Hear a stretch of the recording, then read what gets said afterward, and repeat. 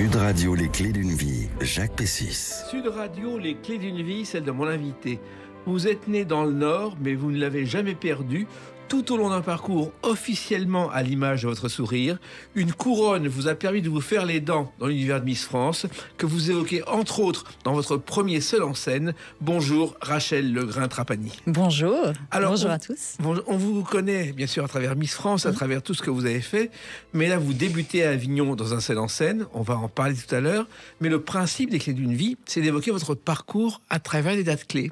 Et la première que j'ai trouvée, c'est le 5 novembre 2006, votre première télé. C'est un journal régional en Picardie. Vous êtes avec un bouquet de fleurs, interviewé en direct après le titre de Miss Picardie. Vous en souvenez ? Franchement, oui. Je m'en souviens pas. Mais bon, j'étais tellement, je pense que j'étais tellement à l'ouest suite à mon élection que je devais, j'ai dû répondre mais en pilote automatique. Ah non, mais c'était de belles réponses. Ah, donc ça va. D'où vous veniez, pourquoi vous aviez fait ça comme un défi. Et c'était en direct dans le journal. Et on est très fiers de vous parce que vous êtes Miss Picardie. Miss Picardie, exactement. Hein. Et c'est vrai que vous êtes surprise d'être élue. Vous avez l'écharpe, vous avez le bouquet de fleurs. Et on explique que la délibération était plus longue que prévu. Oui, il y a eu un petit souci. En fait, le délégué de Miss Picardie à l'époque n'était pas très chaud pour que je sois élue Miss Picardie parce qu'il me trouvait très jeune. Voilà. Vous aviez 18 ans. Mais en fait, il n'a rien pu faire parce qu'il y avait majorité absolue du public. Et donc, quand c'est comme ça, ils ont dans le règlement, ils peuvent pas choisir une autre personne. Vous n'aviez pas la majorité, mais celle du public. Du public et du jury. C'est juste qu'en fait, le délégué avait peur pour moi parce que, en plus, je venais de débarquer parce que dans les élections. Les filles se préparent déjà depuis 1 an, 2 ans. C'est quelque chose dont elles rêvent. Tandis que là, je suis un peu arrivée par hasard et en 2 mois de temps, j'ai gagné Miss Picardie et en 3 mois de temps, j'étais Miss France. Voilà. Donc j'étais un peu en hold-up.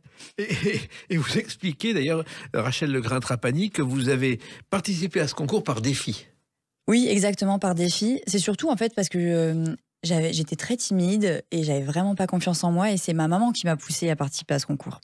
Tout simplement. Avant, il y a eu l'élection de Miss Pays du Ribes-Montois. Ah oui, c'est ma première élection. Le 22 avril, à Ribemont, qui est un bourg rural près de Saint-Quentin. C'est ça.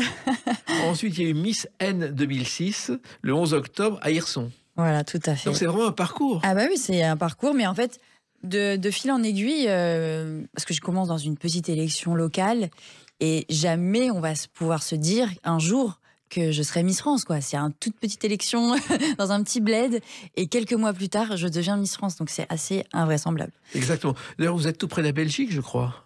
Je suis née pas loin de la Belgique. Oui, c'est ça. Et après, j'en ai parti en Picardie avec ma maman et mon beau-père. Voilà. Il se trouve que vous êtes né donc près de la Belgique, comme Raymond DeVos. On a toujours pensé qu'il était belge, alors qu'il est né à la frontière. Bah pareil, je suis née à la frontière. À Moucron. Ah vraiment, je suis pas loin du tout. Voilà. Et donc, je savais pas ça. Et en fait, il est né à la frontière du côté belge, oui. Mais comme son père travaillait en France, il a eu le droit d'être français à l'époque. Alors, on vous parle à cette époque-là aussi d'Élodie Gossuin, bien qui sûr. est un modèle. Forcément, en étant picarde, pour moi, c'était un peu une référence.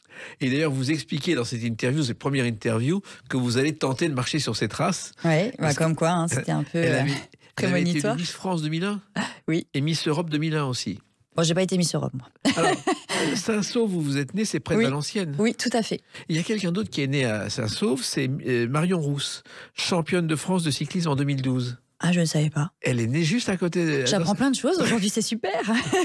Et vous grandissez à Condé-sur-l'Escaut, qui est beaucoup plus dans le nord. Voilà, qui est vraiment à la frontière pour le coup. Et là, c'est 10 000 habitants, c'est un endroit très calme en plus. C'est l'endroit typique du nord. En fait, j'ai grandi principalement entre Condé et Vieux-Condé, pour les connaisseurs. Mais mes grands-parents sont arrivés là parce que mon grand-père travaillait dans les mines de charbon. Et puis vos parents étaient d'origine italienne. Voilà, tout à fait. Donc on est arrivé, ils sont arrivés dans ce coin dans les années 50. Et puis, je crois que votre grand-mère était très importante dans vos jeunes années parce que c'est elle qui vous a élevé quand votre mère travaillait. Ouais, voilà, parce que mes parents se sont séparés, j'étais très jeune et donc en fait j'ai grandi principalement chez ma grand-mère et d'ailleurs pendant mon spectacle, je lui rends hommage aussi. Exact. Elle préparait, je crois, des recettes italiennes qui vous faisaient saliver. Ouais, non, mais pour moi, c'est tout ça, c'est mon enfance, l'odeur de sa cuisine, et puis c'est que des beaux souvenirs. Il faut savoir aussi que vous êtes resté, je crois, très proche de votre père malgré la séparation. Ah oui, ce qui n'est pas si courant. On est très très proches. On a peu d'écart, on a que 19 ans d'écart avec mon père. Oui. Et du coup, on a un lien très très fort encore aujourd'hui. Alors, il y a un beau-père qui est arrivé dans votre vie. Bien sûr. Et ce beau-père, on peut l'évoquer par une chanson. La tactique du gendarme, c'est de bien observer. Chanson de Bourvil, tirée d'un film qui s'appelait Le Roi Pandore. Et dans tous ces films au début, il s'appelait Ménard, parce que c'était le nom de son beau-père aussi. Eh ben Bourvil, donc c'est rigolo. Ouais, non mais mon beau-père qui était gendarme parce qu'il ne l'est plus, mais donc j'ai vécu en gendarmerie pendant très longtemps. Et mon beau-père que je considère également, mon père, mon beau-père, pour moi, c'est des hommes très importants dans ma vie. Et voilà, on forme une famille recomposée, mais vraiment soudée, tous ensemble. En plus, ça n'a pas été simple parce que votre beau-père était dans le sud de la France. Il a demandé sa mutation. Ça a été compliqué. Oui, parce qu'en fait, il a rencontré ma maman, j'avais 6 ans, mais lui était gendarme à Arles. Oui. Et ma maman, pour pas que me séparer de mon père, elle a demandé du coup à son nouveau chéri de demander sa mutation dans le Nord pour que je puisse continuer de voir mon père comme je le voulais. Et finalement, la mutation, elle était en Picardie, c'est pour ça. Oui, mais bon, moi, on s'est rapproché quand même par rapport au Sud, mais voilà. Donc, voilà pourquoi j'ai atterri en Picardie. Alors, il se trouve aussi que votre grande passion, je crois, dans vos jeunes années, Rachel Lagrin-Trapani, c'est l'école. Oui, j'ai toujours été très studieuse. Mais une vraie passion, c'est-à-dire les vacances, vous ennuyez? Oui, et j'ai toujours adoré l'école. Et là, en fait, je suis complètement dépitée parce que mes enfants, pas du tout. Ils ont pas du tout. Et en fait, pour moi, je comprends pas en fait cette. étonnant. Je les vois, ils ont pas envie de travailler, alors que moi, ça a toujours facile. Et donc, je me tire un peu les cheveux là aujourd'hui. Ça va s'arranger. Alors, il y avait un seul problème, c'était le bavardage en classe. Oui, j'ai toujours été bavarde. Bon, il faut quand même avoir des petits défauts. Et puis, je crois qu'à 13 ans, vous avez fait un peu le mur, vous avez fait quelques bêtises. Ah, vous êtes bien renseigné, dis donc. Oui, j'ai eu un moment où j'étais un peu rebelle quand même. J'ai eu ma période et j'ai fait des choses qui auraient pu, il faut faire attention. Donc maintenant, je suis très vigilante par rapport à maintenant avec mes enfants parce que ma mère elle me dit, tu verras quand tu auras des enfants, j'espère qu'ils te feront la même chose. Donc là, je suis comme ça, j'ai un peu stressée parce que je surveille, je suis très maman poule. Oui, je crois que vous faisiez le mur pour aller en discothèque la nuit. Ouais. Comment vous savez ça? Non, mais à 13 ans, ça craint. Ouais, ça craint et je le regrette aujourd'hui. Mais bon, après, il faut que jeunesse se fasse, comme on dit. Mais oui, non, j'étais un peu... Et vous répondiez aux professeurs aussi? J'ai eu une sale période, je l'avoue. J'ai eu une sale période. Mais l'adolescence, quoi. Non, mais en plus, celui qui a arrangé tout ça, je crois que c'est votre père ou votre beau-père qui vous a pris entre 4 yeux. Oui, tout à fait. Il m'a pris entre 4 yeux et il m'a dit je vais pas te disputer, mais en fait, tu t'auto-sabotes toi-même. En fait, et si tu as envie de continuer comme ça, tu le fais, mais tu pourras t'en prendre qu'à toi-même. Et en fait, ça m'a fait un petit électrochoc. Alors, vous étiez bonne en histoire, je crois. Oui. Moins bonne en maths. Ah, les mathématiques, c'est une catastrophe. Ouais, non, c'est... Même mon fils, là, se moque de moi, il est en 6e, je peux pas l'aider. Ah bon, à ce point-là? Je déteste. Et puis, vous étiez quand même très forte en classe, mais surtout, Rachel Lagrin-Trapani, vous étiez la conseillère conjugale de la classe. Exactement. C'était une grande passion pour moi. En fait, parce que justement, en mathématiques, vu que j'en avais rien à faire, je disais à ceux qui avaient des soucis de couple, on se mettait au fond de la classe et pendant 1 heure, c'était la petite thérapie de couple pendant 1 heure. Et les professeurs disaient rien? Ah si, bien évidemment. Bien évidemment, j'ai été collée plus d'une fois à cause de ça d'ailleurs. Vous avez été collée aussi parce qu'un jour, un garçon vous a déclaré sa flamme en vous passant un papier. Ah oui, exact. Ah ouais, je sais plus ce qu'il... En fait, il vous a déclaré sa flamme, et je crois que le professeur ou la maîtresse est tombé dessus. Ça, c'est horrible. Je crois que c'est la pire... je me souviens encore de la sensation de honte que ça peut provoquer. Ah bon? Mais je pense que j'ai dû piquer un phare parce que c'était terrible. Et puis, en plus, elle lit le message, elle lit le papier devant tout le monde, quoi. Ça, c'est horrible. Oui, c'est horrible, horrible, horrible. Et puis, vous avez découvert une passion pour la philosophie en première. Et ça a été un vrai déclic. Ah, c'est une grande passion encore aujourd'hui. Je lis énormément de choses sur la philosophie, beaucoup de bouquins. Et même à un moment donné, je pensais faire une licence de philo, quelque chose. Je voulais rester vraiment dans la philosophie, mais après, ça voulait dire être professeur de philo, quoi, parce que ça n'amenait pas à nul. Ça amenait qu'à ça, quoi. Si je faisais une philo. Vous avez commencé Hippocagne. Et du coup, voilà, j'ai fait Hippocagne parce que au moins il y avait toutes les matières et après j'avais le choix. Et puis, vous envisagiez aussi de faire Sciences Po. Ouais, c'était un peu le but. Et mais pour devenir quoi, justement, à part professeur? Je voulais être journaliste. Ah bon? Voilà. Mais finalement, parce que c'était une passion de toujours, ça aussi. Oui, j'ai toujours. En fait, même étant petite, je voulais être soit comédienne ou alors je voulais faire le JT de 20h. On va en reparler justement tout à l'heure. Et puis, un événement a tout changé. Et cet événement, on va l'évoquer à travers une date que vous n'avez jamais oubliée, le 9 décembre 2006. Voilà. À tout de suite sur Sud Radio avec Rachel Legrain-Trapani. Sud Radio, les clés d'une vie, Jacques Pessis. Sud Radio, mon invité pour les clés d'une vie, Rachel Legrain-Trapani. Nous évoquerons tout à l'heure vos débuts, qui ne sont pas tout à fait vos débuts d'ailleurs, au Festival d'Avignon, avec un seul en scène. Là, ce sont vos débuts. Oui. On en revient à votre parcours. On a évoqué Miss Picardie. Et puis, le 9 décembre 2006, ce générique va vous dire quelque chose.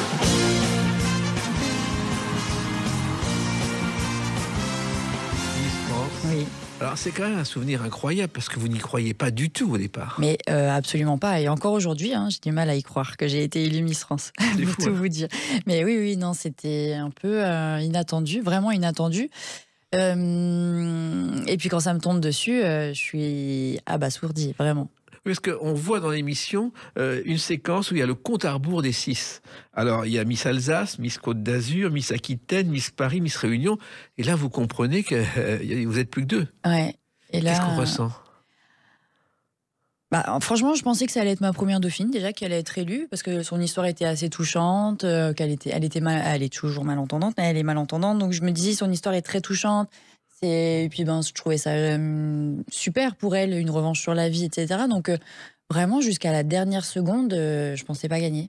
Et quand on voit votre tête avec le résultat, vous êtes totalement stupéfait. Ah mais complètement. D'ailleurs je dis un gros mot quand je suis. Vous l'avez. Je sais pas si ça. On va pas le dire ici. Non. Mais ouais du coup instinctivement, j'étais vraiment choquée quoi. Mais vous avez ressenti quelque chose de particulier? J'avais comme une sensation de tomber du 150e étage sans parachute. Bon, en plus, c'était au Futuroscope, qui était un lieu qui était qui était né quelques années plus tôt. Moi, je me souviens de René Mounoury, qui a créé le Futuroscope, et personne à l'époque ne croyait en ce lieu du futur. On disait ça ne marchera jamais. Et au final, ça fonctionne toujours. Exactement. Et puis donc, vous êtes la 4e Miss Picardie, et c'était Alexandra Rosenfeld qui m'a remis son titre, qui a remis la couronne. Et vous avez une passion commune d'ailleurs, toutes les deux, c'est le sport. L'athlétisme. Vous avez fait toujours beaucoup de sport dans votre vie? Oui, toujours. Et j'en fais toujours. C'est venu comment?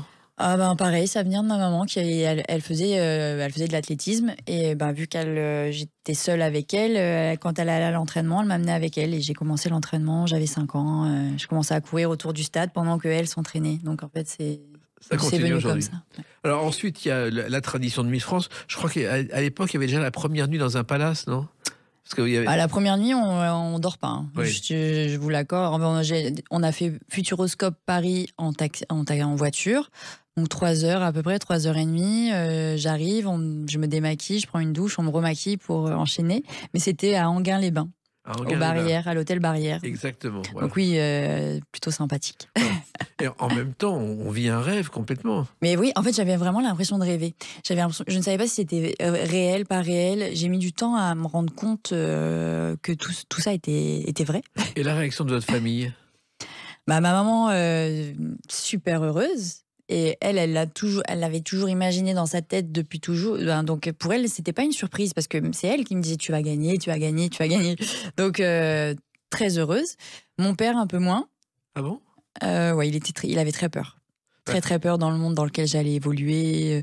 C'était un bouleversement quand même dans ma vie.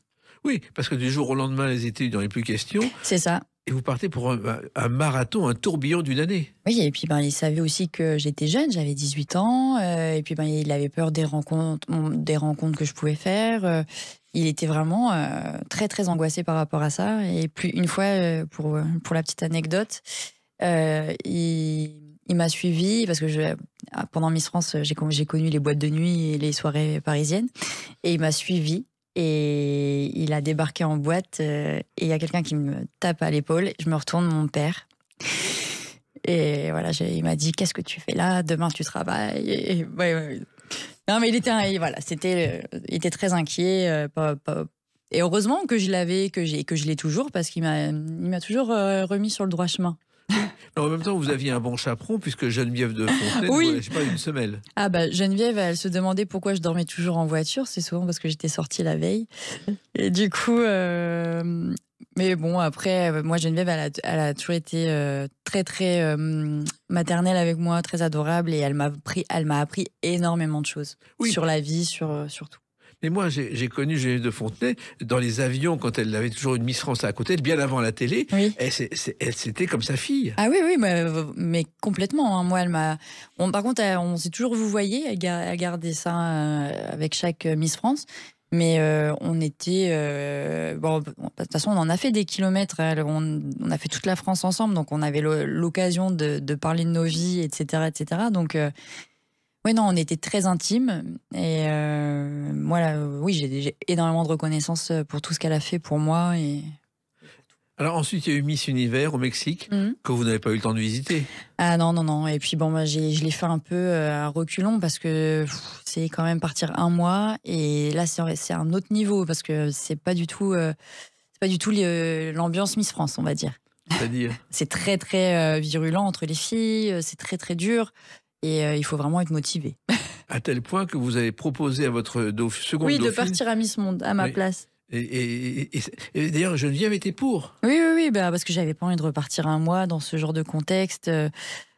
Puis bon, c'est bon, j'avais été Miss France, j'avais donné, quoi. Donc, et puis, comme je vous l'ai dit, Miss France, les concours de beauté, c'était pas vraiment mon but ultime. Donc... j'avais envie d'autre chose. Mais en même temps, le comité Miss France a dit non, c'est vous qui allez. Non, c'est le comité Miss Monde qui a refusé la candidature de ma première dauphine. Voilà, je crois qu'elle a été candidate à un autre, à une autre Miss plus tard. Et vous êtes retrouvée donc en Chine, à Sanya. Exactement. Sanya, où il y a eu à 7 reprises le concours Miss Monde. Ah d'accord, je sais. Et c'est la ville favorite des millionnaires chinois. Oui, parce que c'est un peu la Côte d'Azur, c'est un peu Saint-Tropez chinois, je crois. Voilà. Et ça vous a pas plu plus que ça? Non, pas du tout. Alors, il se trouve ensuite que vous allez continuer, mais il y a un moment où vous allez disparaître pendant quelques semaines. Ah oui, j'en parle d'ailleurs dans mon seul en scène. Oui. Qu'est-ce qui s'est passé? J'ai fugué. Pourquoi? Parce que c'était peu de temps après mon élection, je me sentais un peu dépassée par tout ce qui se passait. Et j'en ai eu marre et je me suis sauvée. Et là, c'est Sylvie Tellier qui vous a pris les yeux dans les yeux en disant: tu veux rendre ta couronne, tu la rends. Ouais, exactement. Et là, après, je me suis quand même calmée et j'ai dit ok, je suis rentrée dans les rails. Voilà. Ouais. Mais c'est vrai que, en plus, il y a eu le calendrier. Il y a eu un calendrier avec 2008 et Miss France auquel vous avez participé. On a fait un calendrier pendant mon année. Oui, c'est vrai. On a été photographié par le grand Peter Lindbergh et ça, c'est quand même la classe. Oui, un grand photographe qui avait pour maître Van Gogh à tel point qu'il a fait Berlin-Arles en autostop. En autostop. En mémoire de Van Gogh. Ce qui est extraordinaire. Mais là aussi, ce sont des obligations qui sont heureuses et joyeuses. Ah, mais bien sûr, non, mais Miss France, ça reste quand même une expérience extraordinaire. Ça, il ne faut pas l'oublier. Et puis, vous avez transmis votre flambeau et vous avez quand même été membre du jury ensuite. J'ai été membre du jury, j'y suis encore allée cette année. On reste quand même on restera Miss France déjà toute notre vie, donc ça reste quelque chose qui perdure. Et ce qui est étonnant avec vous, Rachel Legrin-Tapani, c'est que vous avez ensuite repris vos études pour faire une licence de gestion. J'ai repris mes études, mais ça, c'est beaucoup plus tard. Oui, beaucoup plus tard, mais c'est étonnant. Parce qu'il y a un moment, il faut travailler. J'étais dans une situation où j'étais sortie du réseau de la médiatisation, etc. Et moi, à part mon année d'hypocagne, je n'avais pas d'études, je n'avais pas fait d'autres études. Et je vivais à Lille et je ne pouvais pas faire de télé ni de radio, c'était compliqué. Et c'était les seules choses que j'avais faites depuis tout ce temps-là. Donc, il y a un moment donné, j'étais en situation précaire, des difficultés financières. Et puis, il y a un moment, il faut retrousser ses manches et aller travailler. Sauf que quand on n'a pas beaucoup de bagages d'études, il faut reprendre les études. Hein. Donc, vous avez fait une licence de gestion qui vous entraînait dans une société d'événements. Voilà, en fait, c'était une licence de... J'ai fait une licence projet événementiel. De droit, économie, gestion. Ouais, événementiel. Management, voilà. Voilà, et du coup, j'étais en alternance dans une boîte d'événementiel. Et là, on vous reconnaissait, vous étiez Miss France ou Oui, on m'a toujours reconnue. Et c'est ça qui est difficile, en fait. Même quand on veut... Dans la vie de tous les jours, les gens ils comprennent pas, même quand j'avais postulé parce que j'avais besoin vraiment d'un travail, donc j'ai répondu à tout ce que j'avais pu trouver. Et même pour être vendeuse dans un magasin, la personne ne comprenait pas ce que je faisais là, quoi. Exactement. Mais entre-temps, vous avez fait d'autres choses et on va les évoquer à travers une autre date, le 7 juillet 2007. À tout de suite sur Sud Radio avec Rachel Legrain-Trapani. Sud Radio, les clés d'une vie, Jacques Pessis. Sud Radio, les clés d'une vie, mon invité Rachel Legrain-Trapani. On évoquera tout à l'heure ce seul en scène à Avignon qui débute le 5 juillet, qui est un peu le seul en scène de votre vie, qu'on évoque justement dans les clés d'une vie. Donc il y aura des points communs entre les clés d'une vie et ce seul en scène. Et puis il y a quand même des dates clés. Le 7 juillet 2007, vous participez pour la première fois à cette émission.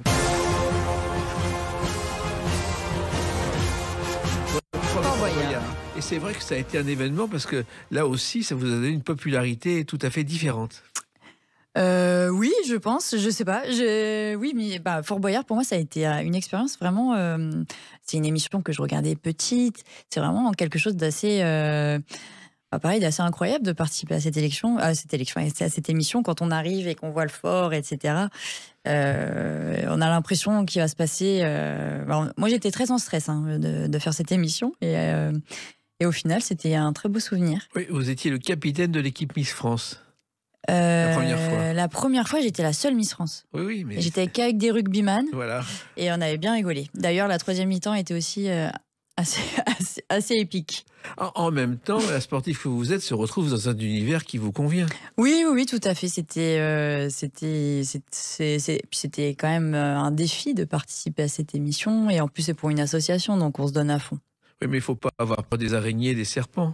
Ah non, ça c'est sûr. Vaut mieux éviter. Mais bon, après, j'avais plus peur de nager dans la mer, des choses comme ça.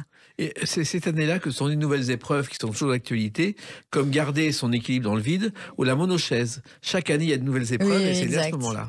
Exact. Moi, j'avais fait le saut à l'élastique. Et vous avez fait trois fois Fort Boyard. Oui. Mais ma première, ça a été la meilleure. Ah bon, parce qu'après, c'était...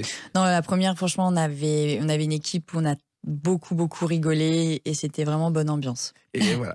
Alors, en fait, Fort Boyard, c'était le présent, mais il y a eu le passé. Et effectivement, il y a un métier, et on l'a évoqué, que vous avez toujours rêvé d'exercer en pensant à celle-ci. Madame, monsieur, bonsoir. Dans l'actualité de ce dimanche, l'ouragan Gustave qui a semé la désolation. Claire Chazal, exactement. Ça a marqué votre vie. Oui, je regardais tout le temps le JT. Et je me souviens, petite, je faisais semblant de présenter le journal, quoi. J'écrivais et je me mettais justement devant ma grand-mère. Mais après, je faisais beaucoup la pitre. Ce que je racontais, c'était un peu drôle, donc voilà. Mais c'est vrai que Claire Chazal était au départ reporter économique. Elle est arrivée à Télématin pour présenter le journal. Et puis elle s'est mise au journal de soir. Et ensuite, elle était sur Antenne 2. Et TF1 l'a récupérée avec le succès que l'on sait pour le journal de 20h. Alors, vous avez aussi réalisé des reportages, car vous avez fait beaucoup de télé sur des chaînes pas toujours connues, pas toujours très vues. En fait, par la suite, j'ai travaillé pour une chaîne régionale. Quand après avoir arrêté dans ce domaine-là, j'ai repris mes études.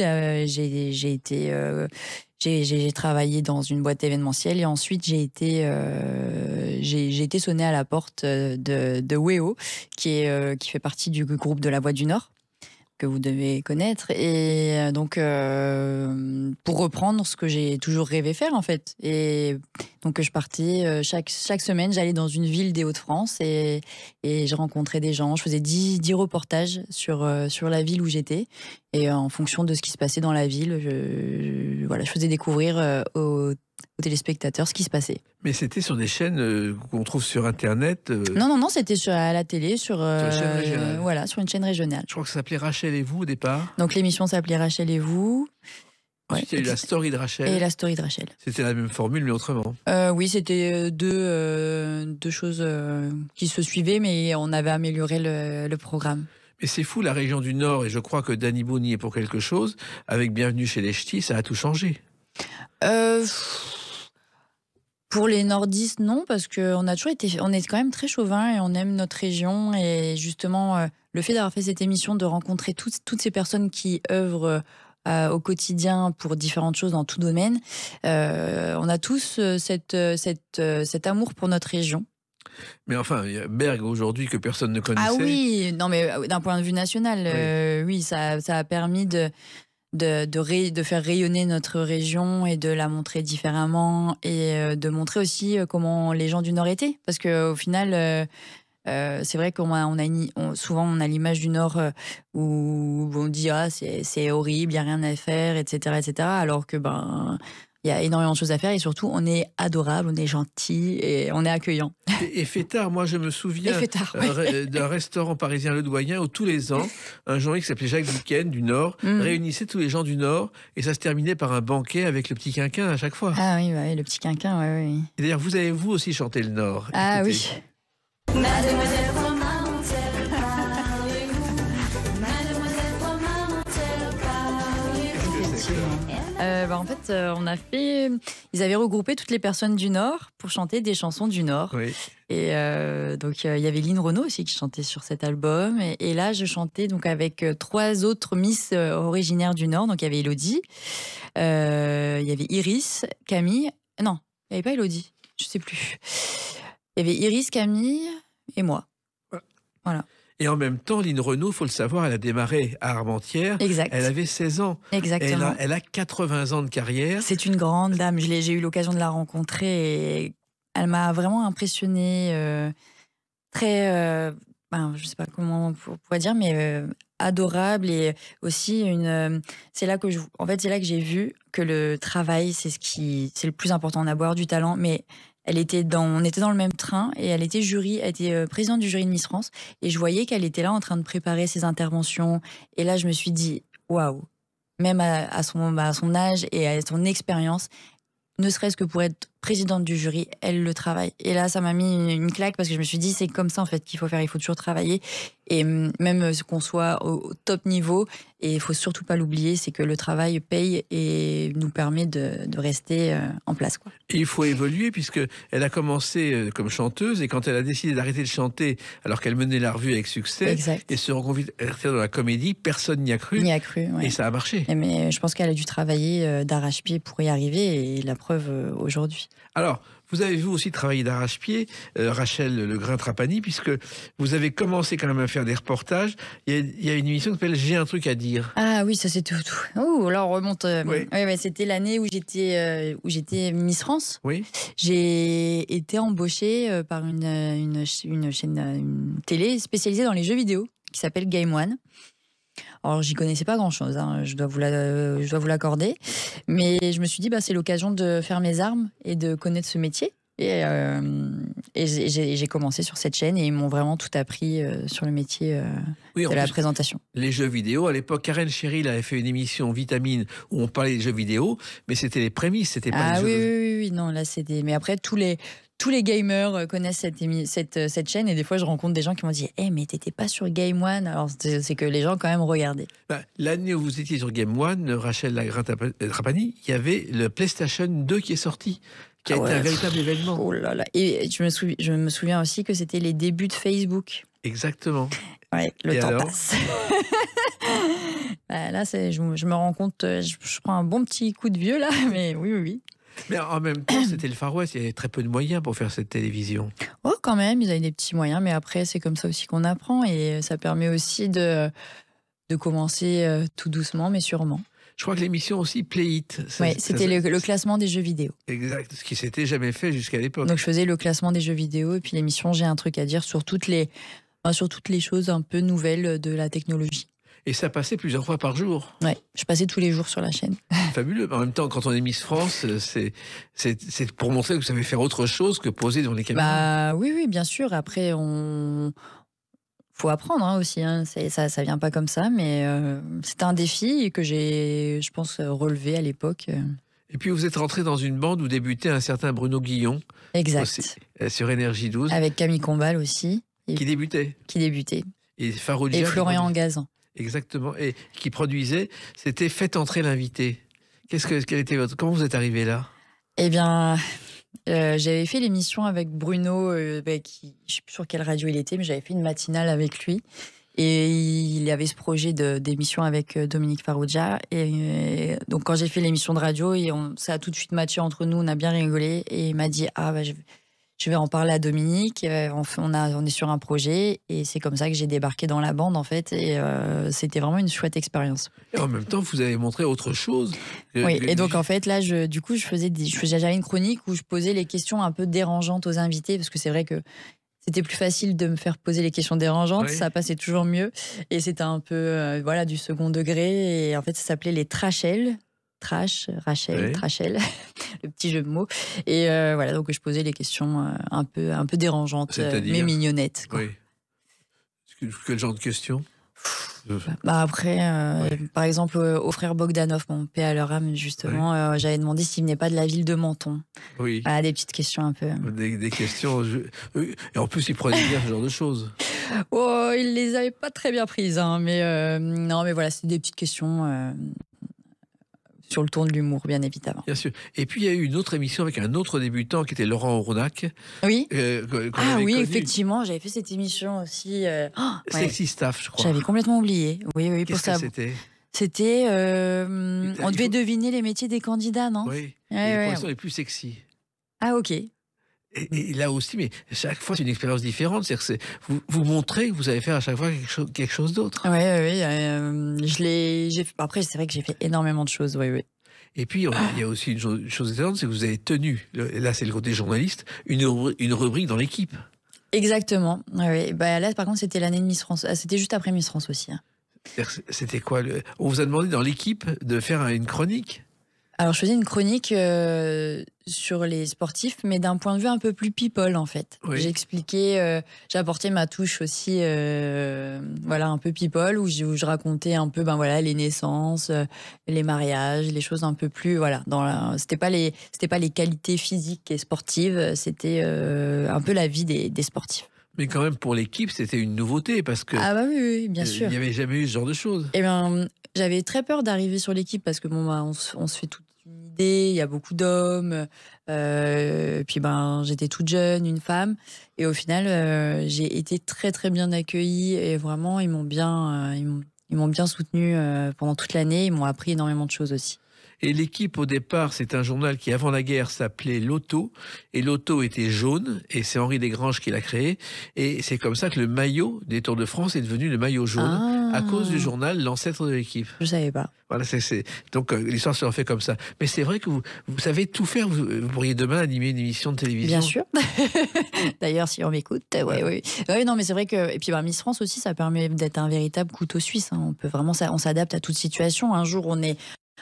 dans un petit village pour une fête de village, et le lendemain on est au festival de Cannes. Vous voyez, on côtoie énormément de gens de tout niveau, et c'est ça qui est génial dans Miss France. Et avec le recul, qu'est-ce que vous en pensez de tout ce qui vous est arrivé?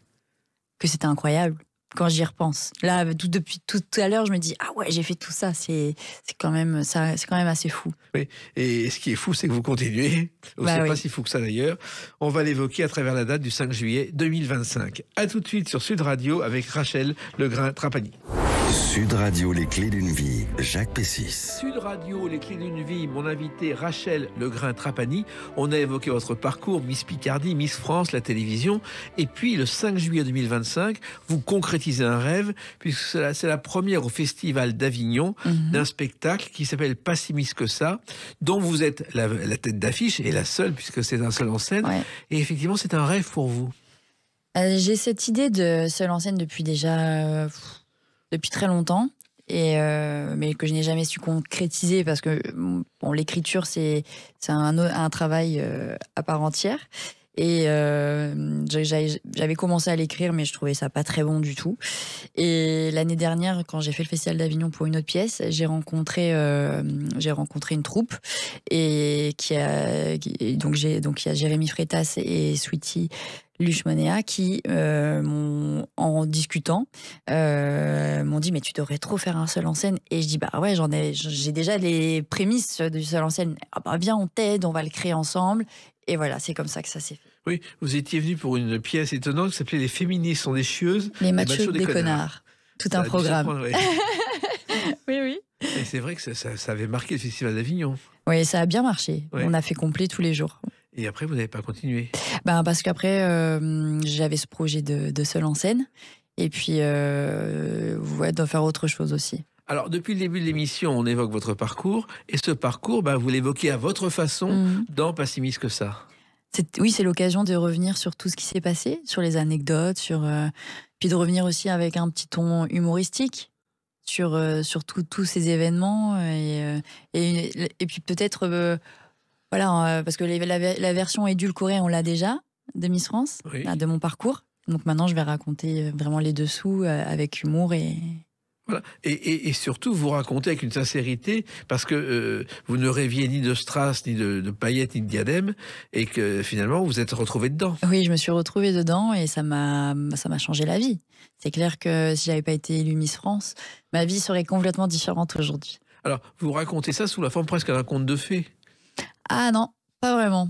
Du coup, au contraire, la vie n'est pas un conte de fées et on le sait tout à chacun que la vie, a ses hauts et ses bas. Et justement, c'est ce que je raconte. Je raconte mes failles, je raconte tout. Allez, avec sincérité. Oui. Ah oui, par contre, oui. Et les failles, effectivement, c'est les moments difficiles de votre vie que vous avez traversés. Oui, on en rencontre tous. Mais ça permet aussi d'aller de l'avant et de franchir d'autres caps. Je pense. C'est un mal nécessaire. Oui, en même temps, c'est une thérapie pratiquement. Oui, bien sûr. Ce seul en scène, pour moi, c'est un moyen de me reconnecter à moi et de montrer la vraie personne que je suis. Parce que c'est vrai qu'on a eu tendance à me coller des étiquettes pendant 18 ans, de parler à ma place, de dire des choses à ma place. C'est vrai qu'on a des clichés aussi sur les Miss et ça permet aussi de remettre toutes les choses à leur place. C'est-à-dire que c'est les difficultés de la vie de Miss et les difficultés d'après. C'est surtout les difficultés de la vie d'une femme. Parce que quand les gens vont venir voir le seul en scène, ce que je raconte, alors oui, mais je reste une femme ordinaire qui a eu une vie extraordinaire, mais je rencontre exactement les mêmes problématiques que peuvent rencontrer d'autres femmes. Les problèmes personnels, les problèmes avec les enfants. Avec les enfants, avec les hommes, avec tout. Et les enfants, c'est vrai que... Oui, c'est du travail. Il veut faire du football plutôt que l'école, c'est ça? Oui, c'est ce que j'expliquais tout à l'heure. C'est compliqué. C'est pas évident d'être une mère, et de gérer sa vie perso, sa vie pro. On est tiraillé entre ce qu'il faut faire, pas faire. C'est pas évident. En même temps, c'est un spectacle où vous racontez une femme comme les autres. Tout le monde peut se reconnaître dans... Oui, complètement. Je pense, oui, bien sûr. Et c'est aussi le but, et puis de montrer aussi que quand on est une femme ou un homme, on peut vraiment... tout n'est pas perdu, en fait. Il y a toujours moyen de se réinventer et d'aller de l'avant. Voilà, se réinventer sans perdre qui on est au départ. Au contraire, se retrouver aussi. Parce que quand on a 18 ans, on ne sait pas encore la personne qu'on est.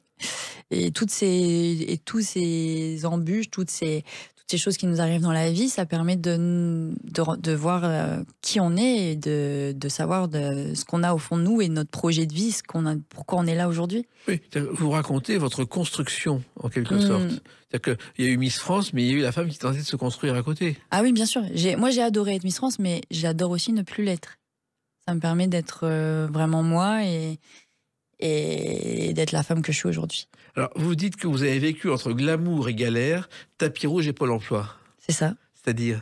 Alors j'ai connu des moments incroyables en étant Miss France. J'ai été invitée dans les plus grands événements. J'ai rencontré des personnes, des grandes stars internationales. Mais voilà, j'ai quand même été à Pôle emploi pour trouver du travail par la suite.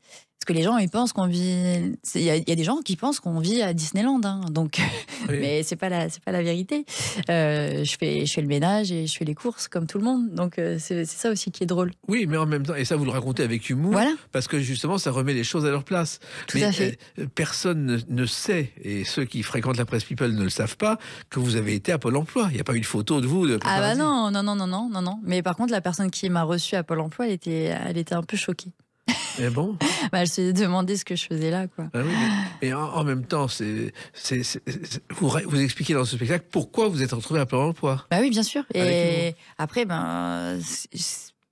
Miss France, on n'a pas une. Les présidents de la République, quand ils sont plus présidents, ils ont toujours une petite rente à vie, tandis Oui. que nous, non. Voilà. Donc, il y a un moment donné, il faut bosser. Exactement. Mais vous n'êtes pas la seule dans ce cas. Bah, je pense pas. Après, moi, c'est pour ça que j'ai aucune honte à le dire. J'ai aucun souci là-dessus. La vie, elle est faite comme ça. Après, c'est vrai que j'ai pas souffert du fait d'avoir. Bon, j'ai gagné bien ma vie. Après, je l'ai beaucoup moins bien gagné.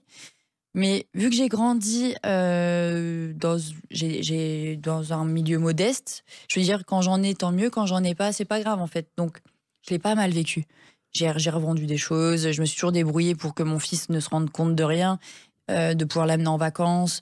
J'ai toujours fait en sorte de me débrouiller et je suis un peu voilà, et ça s'est super bien passé et je pense qu'il a manqué de rien jusqu'à aujourd'hui. Mais il faut avoir beaucoup de courage, Rachel Le Grain-Trapani, pour avouer tout ça dans le spectacle. Et parce que si je pense que ça peut aider certaines femmes qui vont rencontrer ce genre de soucis, ben tant mieux, j'ai envie de dire. Et puis voilà, je reste une femme comme tout le monde qui a vécu voilà ce truc de Miss France, mais ça arrive de galérer à un certain moment donné de sa vie. Linda Hardy, qui a été aussi Miss France et qui a fait du cinéma, a eu le même problème que vous.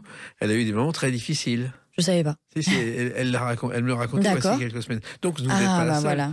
Mais en même temps, il faut le faire avec humour, émotion et amour de la vie. C'est ça, tout à fait.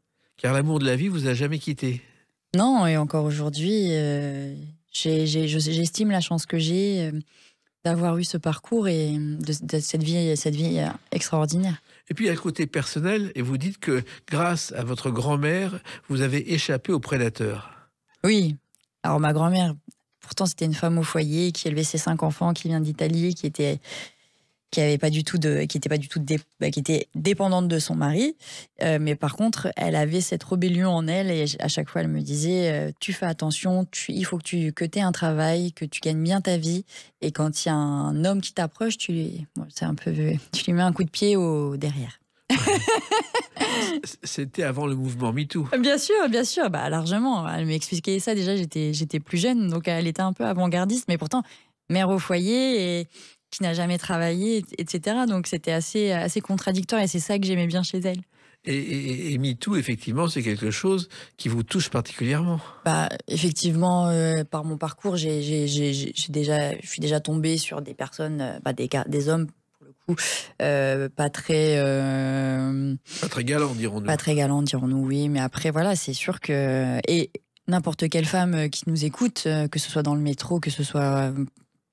On est confronté à ça et c'est une réalité, vraiment. C'est-à-dire que ce spectacle, vous racontez avec humour une leçon de vie qui est la vôtre. Voilà, tout à fait.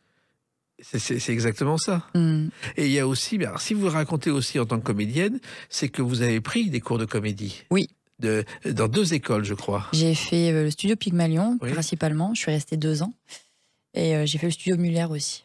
Et puis Oscar Sisto. Et Oscar Sisto, en fait, j'ai repris le théâtre l'année dernière parce que, en fait, j'avais ma petite vie tranquille et je me suis dit, en fait, ça m'a jamais quitté cette passion pour le théâtre. Et je me suis dit, je vais prendre des cours à côté de chez moi. Je vivais donc dans le Nord et je me renseigne. Donc, il y a une école de théâtre à 10 km de chez moi, à Mouveau, près de Lille. Et contre toute attente, qui est le professeur Oscar Sisto dans une petite ville. Et donc je faisais partie de la troupe, mais sans prétention ou sans devenir. Je pensais pas en faire ensuite mon métier. Et c'était ma bouffée d'oxygène chaque semaine où j'allais au cours. Et j'ai dit, c'est vrai, j'arrête de perdre mon temps. Maintenant, je réponds au casting.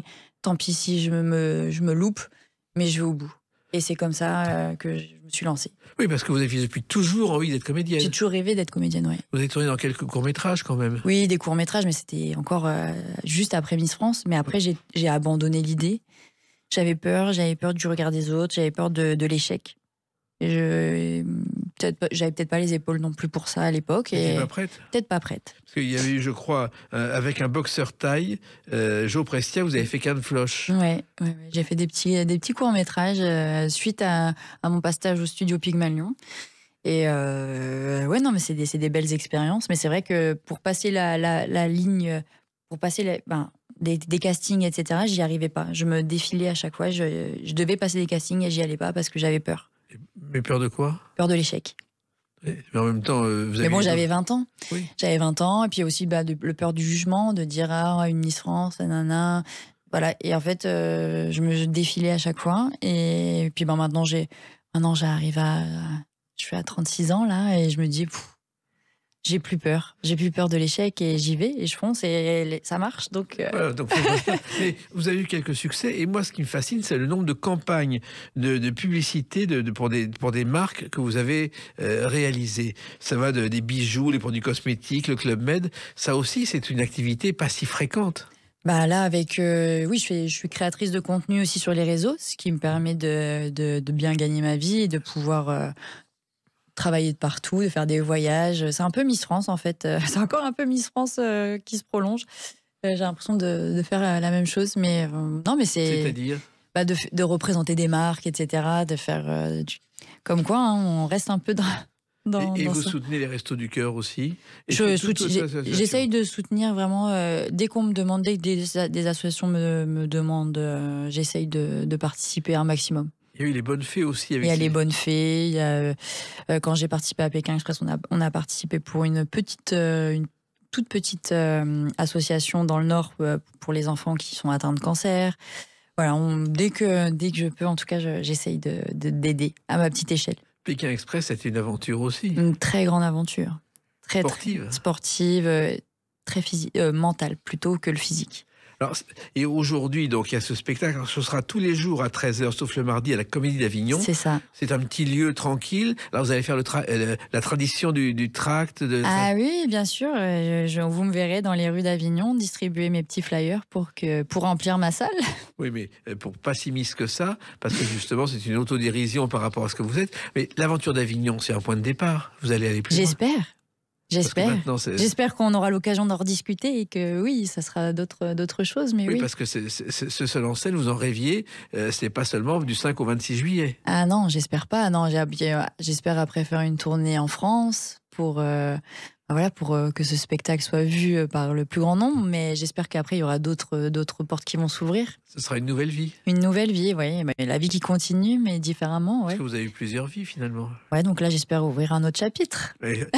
Je vous le souhaite en tout cas. Donc c'est tous les jours à 13h à partir du 5 juillet jusqu'au 26 à la Comédie d'Avignon. On sait qu'il y a beaucoup de monde à Avignon. Oui. Et on viendra vous voir et on vous découvrira effectivement derrière la robe de Miss France, derrière la couronne. Qu'est-ce qui se cache? Qu'est-ce qui se cache? Et il se cache beaucoup de choses que nous n'avons pas racontées dans les Clés d'une vie. Voilà. Merci beaucoup Rachel. Merci à vous. Et puis, à bientôt. À bientôt. Vous êtes toujours la bienvenue avec votre sourire dans les Clés d'une vie. Merci beaucoup. Les Clés d'une vie, c'est terminé pour aujourd'hui. On se retrouve bientôt. Restez fidèles à l'écoute de Sud Radio.